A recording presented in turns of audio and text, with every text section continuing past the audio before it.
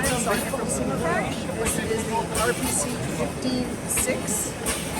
This means that it has 6 stations to fill the cups. This is good for yogurt, any dairy products, ricotta,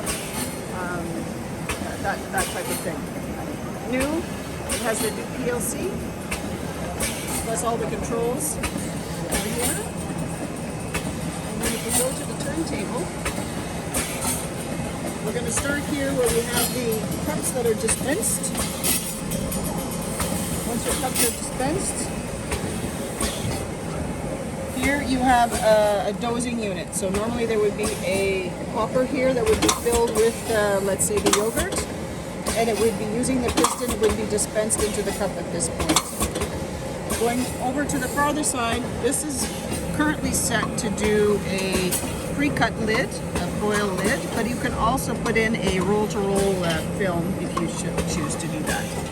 Going to the far side where you see the sort of gold color, that is doing the sealing of the pre-cut lid onto the cups. The following station, right now we're set up for printing a best before date. Also, you can use it to push a lid onto the cup if you choose to have a lid for the cup.